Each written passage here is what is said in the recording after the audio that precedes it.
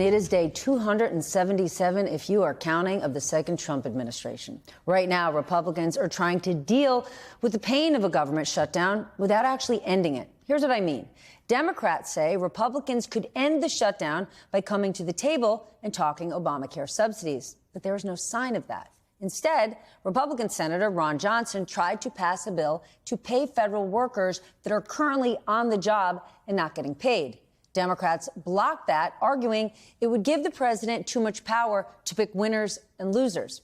Senate Republicans are also considering a bill to keep SNAP benefits flowing, as tens of millions of Americans could potentially lose food assistance as early as next month. And we have mentioned that the White House is reportedly looking for ways to only pay air traffic controllers. Notice what is not on the list: any bills, any talks to extend Obamacare subsidies. But the pressure is clearly mounting as the pain of the shutdown is spreading. Meanwhile, we are getting a very clear look at who holds the power in the Trump White House. Today, the president announced that he decided not to send National Guard troops into San Francisco. And according to the president himself, that decision was made because friends of his in the area asked him not to do it. And speaking of power, the president pardoned the convicted founder of cryptocurrency exchange Binance. The chief executive, known as CZ, pleaded guilty to enabling money laundering back in 2023. And the president, well, he knows him very, very well. Why? Well, CZ's company played a major role early on in helping World Liberty Financial. Remember what that company is? It is the president's cryptocurrency company. We're going to get into more of that later on tonight. But first, let's just get smarter with the help of our leadoff panel. Peter Baker is here, chief White House correspondent for the New York Times. Andrew Desiderio, senior congressional reporter for Punchbowl News, and former Democratic senator from the state of Alabama, Doug Jones. Peter, let's start with you and this shutdown. Obviously, it is a major issue if tens of millions of Americans miss their SNAP benefits. Is this putting more pressure on one side or the other, or just all of Washington? Well, it should put pressure on all of Washington, but the question is at the moment whether either party feels that they can, manage to blame the other one for it, right? A lot of people are going to be affected by this. A lot of real people in real lives. It's not a game to them. It's not a political contest to them. But here in Washington, unfortunately, that's the way it's often looked at by many people. And I think that there's a, this idea that somehow one party can gain the advantage over the other on this shutdown. In fact, polls suggest there's not a whole lot of sympathy, frankly, for a shutdown, on either side. They may agree that with the Democrats' position on Obamacare. That's what polls do show. But they don't think that this government shutdown at the moment is something that they're enthusiastic about. Andrew, you reported that Democrats are trying to take this fight directly to Trump. What more can you tell us? Yeah, look, they're trying to get the president's attention here. The argument that they're making is that the president is the only one who can end this because he is the one who has expressed at least an openness in the past to negotiating on this health care issue. Remember, Donald Trump wants to make sure that Republicans keep the House of Representatives in 2026. Cost of living is already a major issue. It's going to be a major issue in all of these House and Senate races in 2026. When you add on top of that rising health care premiums, that is a recipe for disaster for Republicans running in tight races all across the country for, again, the House and the Senate. So Democrats are making the calculation right now that the pressure will continue to build on Republicans and on President Trump specifically, because President Trump will ultimately realize that it is in his own political benefit to do something about these expiring Obamacare subsidies so that he doesn't get the blame for rising premiums that come from that as a result. The problem is right now, the president is showing no signs of feeling any pressure whatsoever. John Thune, the Senate Majority Leader, and Mike Johnson, the House Speaker, seem to have a pretty tight grip on the president right now in terms of his messaging and his posture on all of this. And look, tomorrow night, the president is jetting off to Asia for 5 or 6 days. I mean, this is not being treated as an emergency situation that it clearly is.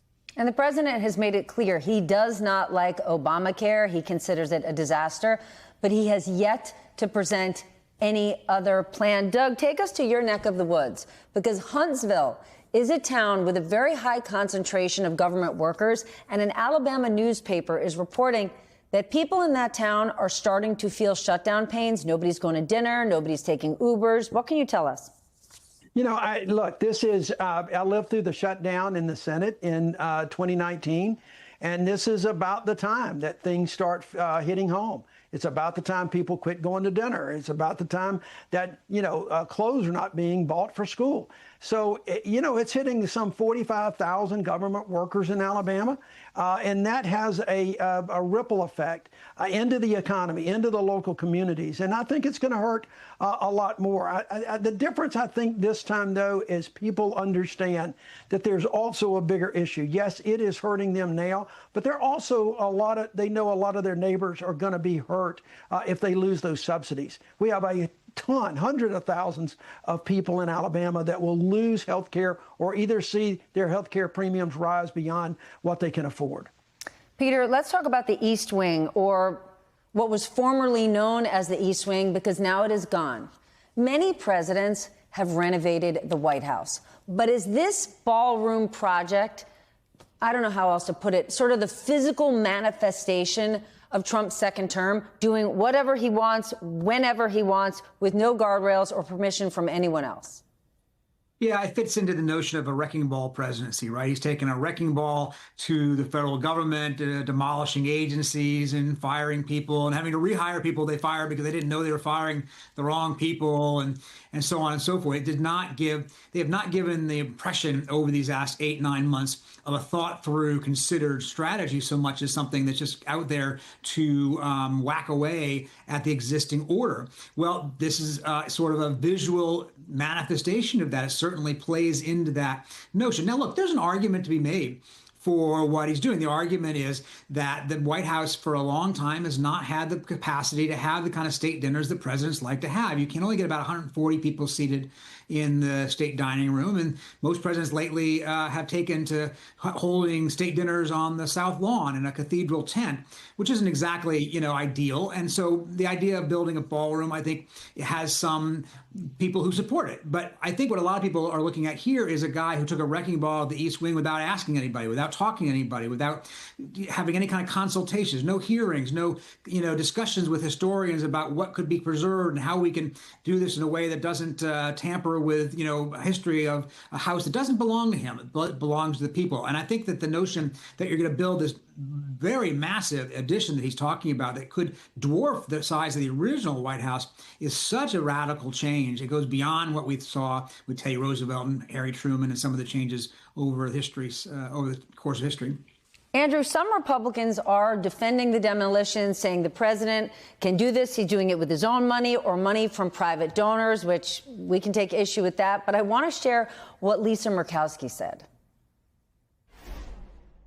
As an American who kind of feels like the White House is people's house, kind of like, oh, did everybody weigh in? We know that everybody didn't weigh in. I'm certainly hearing about it from Alaskans who are saying, what? When did we decide that we needed a bigger ballroom? People are saying, oh, the government's being destroyed. Well, now it looks like the White House is physically being destroyed. The optics are not good. They're seeing the impact of a government shutdown on them and their families that is personal. And then they see Washington, business as usual. We're voting on judges, and the East Wing of the White House is being taken down for a massive ballroom. Andrew, does it sound like Republicans are in damage control mode? Because even those who say, hey, look, it's not taxpayer money, it's private donor money, it's corporate dollars, which might not be good for the American people. We don't know why those companies are giving this kind of money to the White House and what they want in return. I think Senator Murkowski described the situation accurately in terms of how senators on both sides of the aisle actually feel about this, right? It's an optics issue, right?